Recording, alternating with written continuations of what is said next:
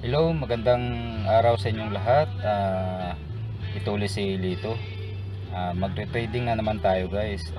Bibisitahin natin yung order natin kahapon. Tingnan natin kung ano yung nangyari. Na-trigger ba yung order natin o hindi. Kasi pag hindi siya na-trigger, baka pwede nating i-cancel. At saka kung na-trigger man siya, so hihintayin natin kung ano yung mangyari o magiging winning trade ba siya or losing trade. So tandaan nyo guys, ano yun, Euro USD nga pala yung currency na in order natin. Sige guys, tingnan natin. Okay guys, nandito na tayo ngayon sa harap ng ating screen. So ah, makikita ulit natin yung mga ano rito, yung mga columns of strategy. Ito yung mga 5 columns na ginagamit natin sa pag-trading. Okay. So tingnan natin yung trading natin kahapon, yung Euro NCD. So ito yung nakalagay, meron siyang asterisk kung makikita nyo under dito sa unang column. So click natin. Yan. So, yun guys. So, nakikita nyo yung order natin kahapon. So, ito siya. So, ang nangyari dito ngayon guys, hindi siya na trigger. So, hindi na trigger yung order natin. Yung position natin dito is sell. So, meaning, pag bumaba yung presyo ng euro, mananalo tayo. So ngayon, tingnan natin kung pwede siyang i-cancel kasi hindi siya na-trigger eh. Yan, tingnan natin. I-analyze natin yung position niya. So sa ngayon guys, yung direction, yung panibagong bar na lumabas, meron pa siyang natitirang 1,022 minutes. So bago na naman matapos to, so alas 12 ng gabi. So ngayon, tingnan natin yung ano niya guys. So sa nakikita natin dito, yung direction niya nanggaling sa itaas. Ngayon pababa siya, pula siya. So inaasahan natin na baka pag inabot kasi itong linya na to, yung nasa gitna, so ito na yung magre-trigger sa kanya na papasok yung order natin sa market. So malamang pag na-trigger niya to, didiretso sa rito. So baka sakaling manalo tayo. O otherwise, kung hindi naman, so pag nag-close siya na ganito pa rin na posisyon niya o bibigay siya ng green na bar sa susunod na araw or kinabukasan, so pwede siya nating i-cancel. So sa ngayon guys, pabayaan muna natin. Pwede natin siyang oobserbahan na lang kung ano yung magiging takbo niya. Lalaki ba tong pulang bar na to, yung red bar na to, lalaki ba siya o liliit? So kasi pag lumiit ito, tumaas ng kaunti ito, lagpas dito kung saan siya nag-open, so magiging green ang kulay nito. So pag dumiretso naman siya, so magiging red bar ulit, red bar pa rin siya. So okay. So ngayon guys, titingin tayo ng ibang currency rito. Hanap tayo guys. So dito tayo sa ilalim. Yung pangalawang tingnan natin tong pangalawang level na to, pangalawang column. EUD. Yan. EUD GPY means Australian dollar versus Japanese yen. Tingnan natin ng posisyon. So, ito siya. So, nagbibigay siya ng buy signal. So, meaning, nasa uptrend siya. Nasa uptrend siya. Saka yung position niya ngayon, so, naka-green yung current na bar. But yung previous na bar niya, yung ginawa niya, yung nangyari rito is wala siyang masyadong malaking price action. So, hindi muna tayo dito guys. At saka ito nga pala guys, kung may makikita kayo rito, nakalagay dito, Next, high impact news in 00 hours and 30 minutes. So, ito guys, may malaking consideration din ito sa takbo ng market kasi pagka hindi kasi natin alam kung ano yung mga nakalagay dito na high impact news, baka magkaroon siya ng malaking impact dito, baka halimbawa ay nasa uptrend siya, bigla siyang mag reverse, so mabulolyaso yung trading mo. Okay lang kung yung ano niya, yung impact niya is pabor dun sa order mo. So kadalasan kasi yung mga traders, so iniiwasan ito yung ganitong klaseng ano, may mga high impact news na mangyayari in an hours. So tingnan natin na, silipin natin guys. So nakikita natin dito sa high impact news, yan pag tinapat mo tong cursor mo sa ano, sa red dotted line na to, yan lumalabas AUD. So RVE rate statement. So ito isang news kasi ito na mangyayari sa in an hours doon sa Australia. So malamang kung yung mga financial analyst doon sa Australia, alam nila kung ano yung effect nito sa economy ng Australia, ato makakatulong ba to? So ang mangyayari ngayon, tataas yung economy nila, malamang. So ito, tataas ito. So yung ginagawa ng mga trader dito sa Australia, kung alam nila yung mga ganung sitwasyon, so pupunta na yan sa sa market, magte-trading yan. So alam na nila, so mananalo sila. So sa atin kasi hindi natin alam, hindi tayo mga financial analyst dun sa sa kanila kung anong effect nito sa economy nila. So hindi tayo diyan. So iiwasan natin yan kung magtre-trading tayo. So hanap tayo ng ibang currency. Ito AUD USD. Yan. So ganun pa rin, dahil may AUD pa rin sa Australian dollar, involved pa rin yung Australian dollar, so hindi tayo dyan. Euro NCD, ito nga pala yung natin, yung previous na trade natin na hindi pa na trigger. So meron din siyang high impact news nga pala. Yan, hindi natin napansin, meron din pala. German Constitutional Court ruling. Yun. So yung currency ng Germany is euro, so hindi natin alam kung anong effect nito sa economy nila. So pero pabayaan na muna natin yan. Ano pa naman sa lalabas 4 hours. So titingnan natin mamaya. Dito tayo sa GBP CHF. Yan. So ito pa rin yung niya. Pag ganito kasi guys, pag tiningnan mo to, yung ganitong galaw ng market, ito yung iniiwasan ng mga trader. Walang trending dito. Sideways tong takbo nito Dito lang siya ito, yung area na to. Dito lang siya lumusot siya, uptrend siya dahil nga dito siya sa itaas yung kulay dilaw na 8 EMA na to, moving average. So uptrend. Pero wala siyang ganong malaking price action. So medyo vulnerable yung trade mo dyan pagka pinasok mo. So hanap tayo ng iba. Ito, JBP NCD. Yan. Ganun pa rin. So hindi ganong maganda yung takbo ng ngayon. Pero may mga rito, may mga signal dito guys. May mga sell signal dito na binibigay ang software.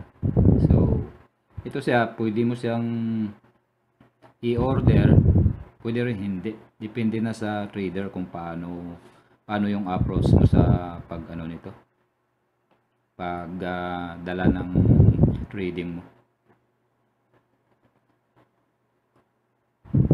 So hanap tayo ng iba.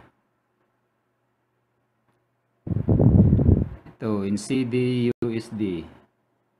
Yan. So ito siya, ganun pa rin. Medyo mahirap pa rin na sumugal dito. Buy yung signal na binibigay niya kasi nasa uptrend pa rin siya nasa ibabaw pa rin yung 8 EMA. Indication na nasa uptrend pa rin tayo. Hindi pa siya bumaba, hindi pa siya nag-cross. So hanap tayo ng iba. USD CAD, US dollar against Canadian dollar. Yan, may entry tayo rito. Natin. May entry tayo rito sa kabilang strategy. Open tayo ng iba guys. USD GPY. Yan. Meron siyang downtrend at saka pababa na siya bago siya nagbigay ng bago niya matapos yung isang cycle niya. 1 2 doon nakadalawang cycle na siya, saka papunta na siya sa ibaba.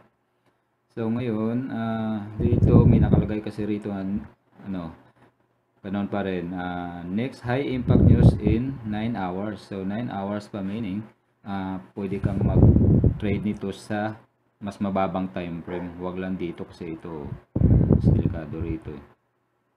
Ngayon, yung high impact news naman na mangyayari ito, ISM non-manufacturing PMI. So hindi natin alam kung ano ito. So kailangan mo itong i-research sa internet para malaman natin kung ano yan. Pero saka hindi natin alam kung anong impact niya sa economy ng ng US. Tataas ba economy nila o bababa? Pagka bumaba yung economy nila, pag nag-sell ka rito, edi mananalo tayo. Pagka mag-reverse naman, yun, matatalo tayo. Baka tumaas yung economy nila dahil sa na to. Kasi hindi natin alam kung ano to Kailangan pa natin i-research. So hanap tayo ng iba guys. EUD CHF. Yan. Itong EUD CHF, kung makikita nyo rito, nakakulay dilaw siya. So meaning hindi siya tradable, pero pwede ka pa rin mag-trade kasi nakalagay dito wait. So meaning hindi pa niya na kompleto yung analysis niya kung ano ba yung ibibigay niya rito ng software, buy ba or sell. Pero pwede ka pa rin mag-buy at market. Kaya nang nasabi ko sa nakaraang video, pag nag-press ka ng buy at market dito, yung lalabas na window ay ito. So pag nag-click ka ng OK, automatic kung saan yung position ng current bar ngayon, diyan papasok yung entry mo. So automatic papasok na yung entry mo, hindi ka na pending order. So cancel natin to. Kailangan pa natin mag-analyze dito. So ito kasi guys, tingnan natin sa mas mababa ang time frame. Dito tayo sa 4 hours. The same currency tayo. Yan. So makikita mo iba yung niya. Tika lang. Yan, buy pala rito, buy at market. Dito sa 4 hours, sell at market. Bakit sell siya? Dahil nasa ilalim pa rin yung ATME. Kaya nagbigay siya ng sell signal dito. At saka sa nakikita nyo guys, ito yung pinaka binabantayan halimbawa, kinuha mo tong kinuha mo tong sell signal na to, nag-sell ka rito. Yung nangyari dito guys, itong bar na to, inabot niya yung entry level mo. Itong entry level guys, tingnan natin yan ang entry level na so kinuha niya, so na-trigger yung order mo, so pumasok ka sa market. Ngayon pagpasok mo sa market, yung nangyari is nag-reverse yung takbo niya, instead na ganito pababa, so umakyat siya, pero nagbigay pa rin siya ng sell dahil na nasa downtrend. So lumusot siya, ng crossover siya rito So ngayon inabot niya to, yun, tumaas hanggang sa inabot niya tong pula na to. Ito guys, tingnan nyo, inabot niya tong pula na to. Yung pula na to guys is yung stop loss. It means, so natalo yung trade mo. Yan, natalo yung trade mo dyan. So minsan din natin maiwasan, marami rito mga binibigay ang software na signal na either buy or sell. So hindi natin alam kung kailangan natin yung malalim na technical analysis gaya dito. Nagbigay isang buy signal, si uptrend siya paakyat Yan. Ngayon, yung nangyari, yan panalo. Winning trade. Ito yung winning trade. Yan. So, na dito entry mo, dito stop loss mo sa pula na to. Itong naka-green na dot na to, ito yung take profit. So, nanalo ka rito. Yan. Iba-iba siya. So, tingnan natin sa 1 hour. Yan, 1 hour. So, ganun pa rin. No trade siya. Saka dito, so buy at market, pwede kang mag-buy. Pwede kang, kumbaga ikaw kung mahilig ka sa sugal, pwede kang sumugal dito. Yan. Pero kung pakay mo dito is manalo, wag na. So, hahanap ka na lang ng iba. So, punta tayo rito sa balik tayo sa H4. Yun natin. EUDC, SF, sana ba tayo? EUD, USD sa H4.